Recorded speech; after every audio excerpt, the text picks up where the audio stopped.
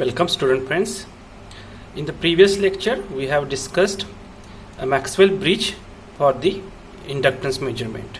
We have started with some basic information regarding how impedance can be defined. So impedance is nothing but it is Z is equal to R plus JX, whereas J is imaginary quantity, whereas X is a reactive component.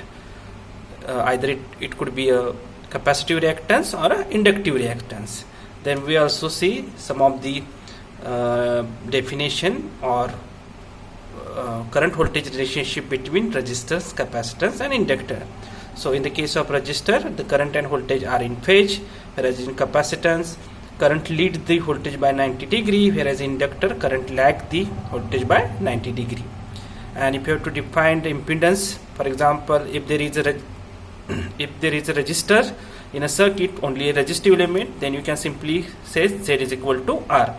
If there is a capacitance in a circuit, then with a resistance, then you can define R plus J 1 upon J omega C. Whereas if there is an inductor in a circuit, then you can define the impedance as a Z is equal to R plus J omega L. Okay. Whereas we have considered the resistance is already present in a circuit. If it is an individual circuit element, then you can simply define 1 upon J omega C and J omega L. Then we have drawn a Maxwell bridge, and we have started with some initial definition, that is bridge balance condition.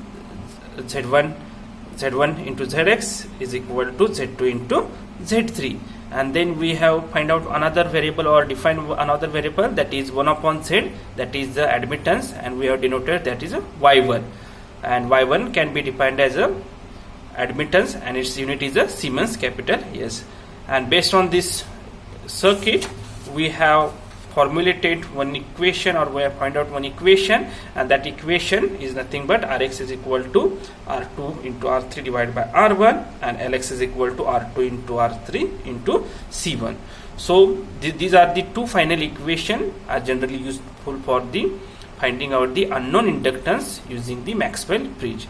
So these two so advantage of these two equations of this circuit is that this balance equation 2, that is independent of frequency, and the two balance equation are independent. So these are some of the advantages of the Maxwell bridge. Then we have defined another thing, that is the quality factor of a coil, because inductor is in our circuit. So Q is equal to omega Lx divided by Rx, and after putting some values from the previous equation, we get the Q is equal to omega R1 C1. So this is the thing related to our previous lecture. So in this lecture we will see how capacitance measurement, and for the capacitance measurement, unknown capacitance measurement, we will take the help of sharing bridge. So in this lecture, this lecture is generally devoted for the capacitance measurement. Capacitance measurement.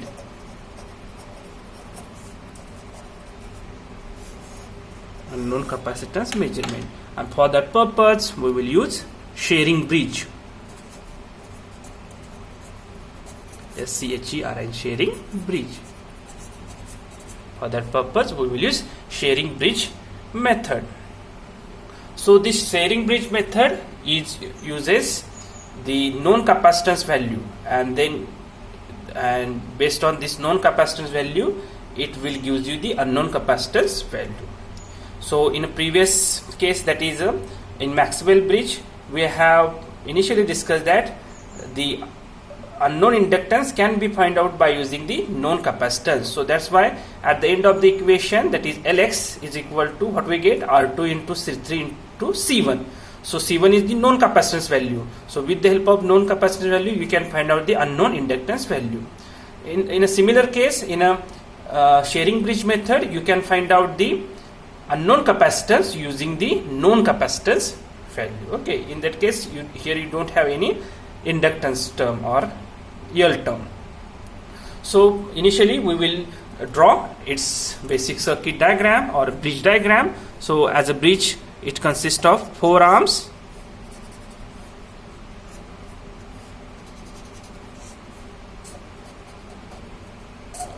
So this is the bridge then here you have a detector D,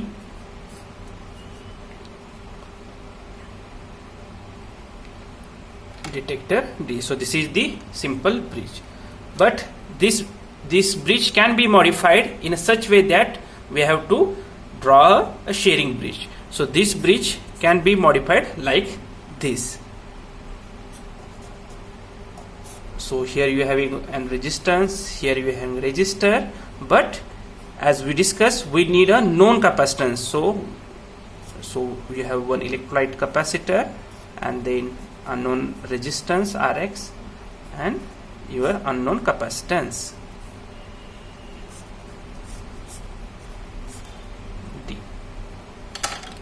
So this is your Rx, this is your unknown capacitance Cx, C3, this is variable capacitance R2, this is resistance R1, and then you have another capacitance this C, and this is also variable capacitance C1.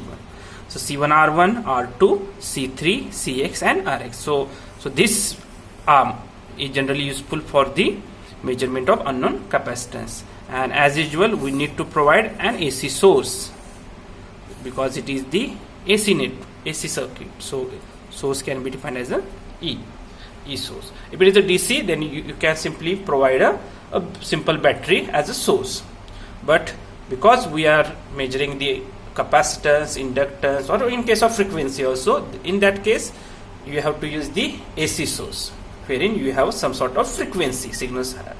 You should the signal you are using, it should have some sort of frequency component. So that's why we are using the AC source. So this is the basic circuit diagram for the sharing bridge method. So in this sharing bridge method, or in any bridge method, so there is a bridge balance condition. So the general bridge balance condition is the general bridge balance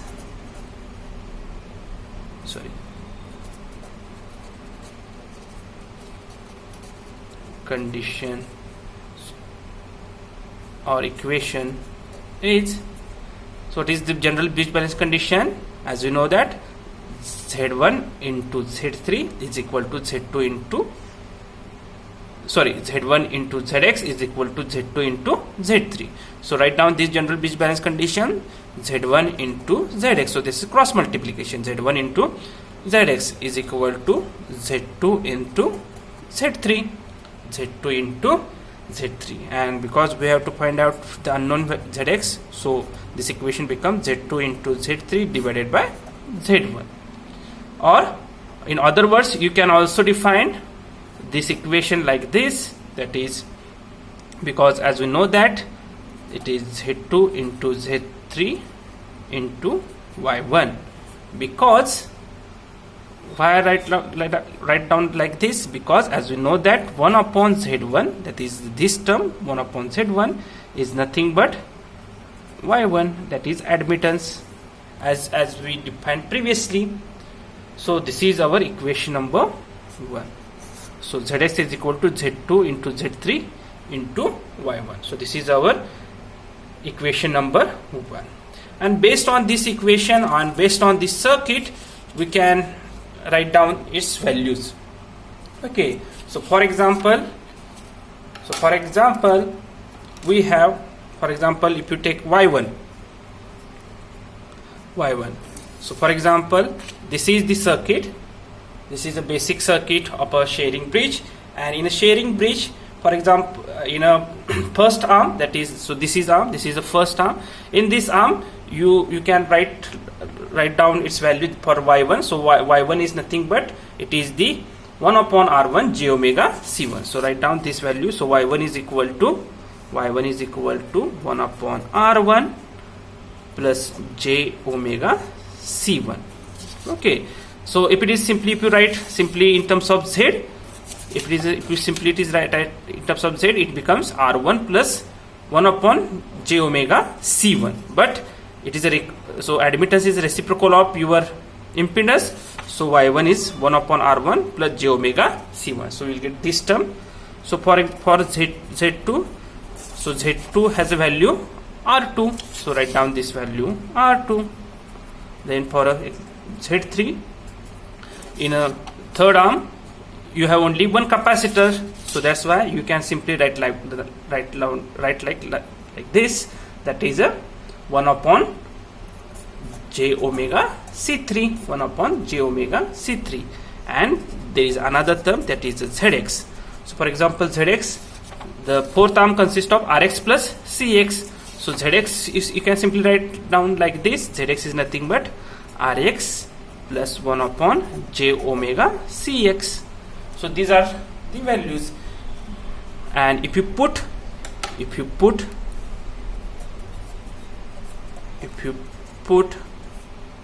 all these values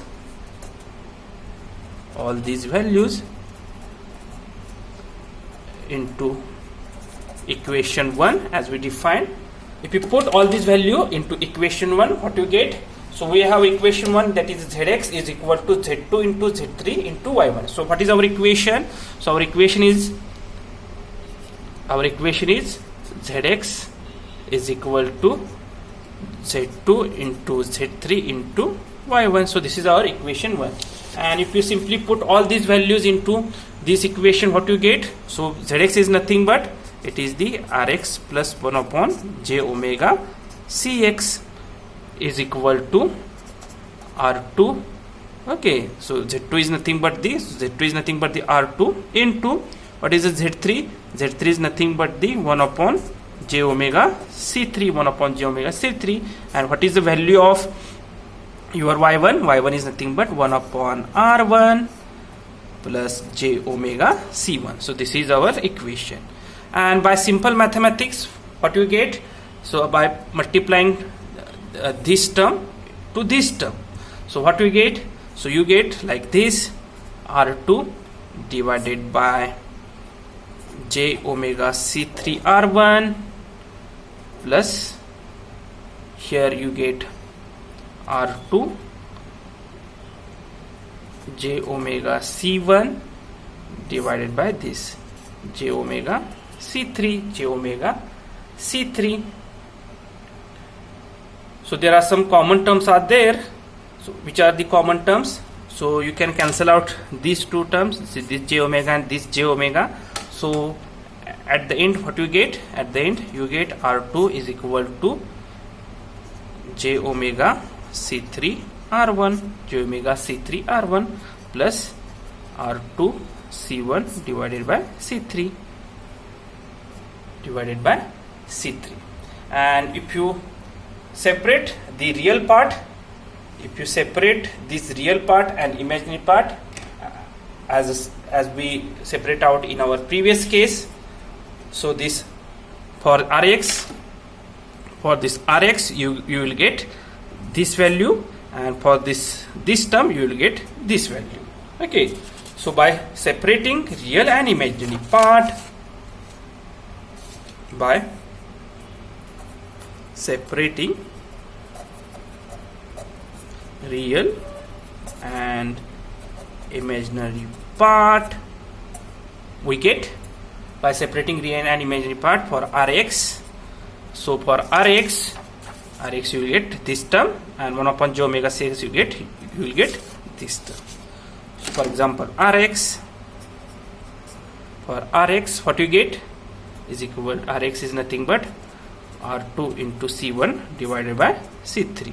And for a Cx, what you get? So Cx term is like this, j omega Cx is equal to R2 divided by j omega C3 R1. Okay, j omega C3 R1. And if you find out for only Cx, what you get? Cx is equal to, so j omega and j omega will be cancel out to each other, and at the end of the day, what you get? C3 R1 divided by R2. So this equation and this equation. So this equation and this equation. So this is equation number 3.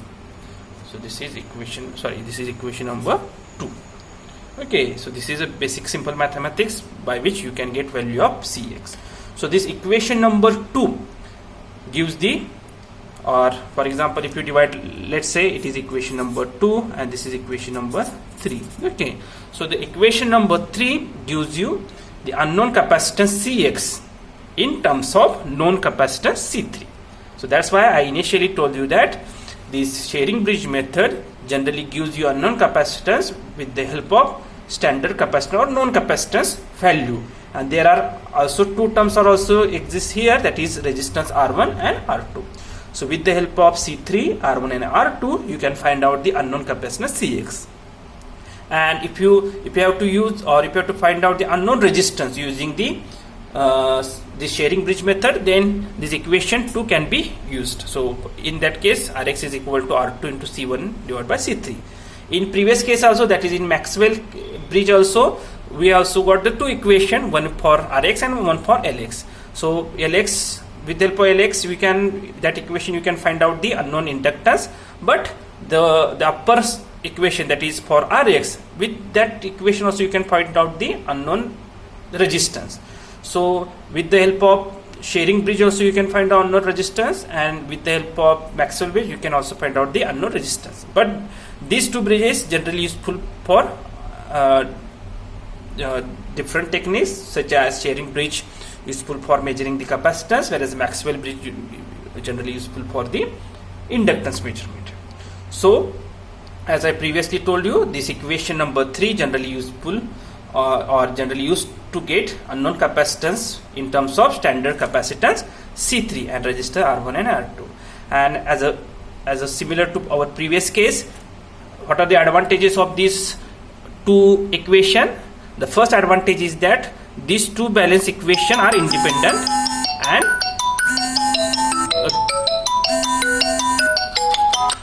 these two balance equation are independent, and this equation number 2 and equation number 3, that is these balance equation are independent of frequency, because there is no frequency term is there, and these two balance equation are independent. So these are the advantages of this sharing bridge. So first advantage is that the balance equation is independent of frequency. So I will write down here. So the advantage is, number 1, balance equation, that is 2 and 3 are independent of frequency, because there is no frequency term here and here also, that is omega term, and these two balance equations are independent. These two equations are independent.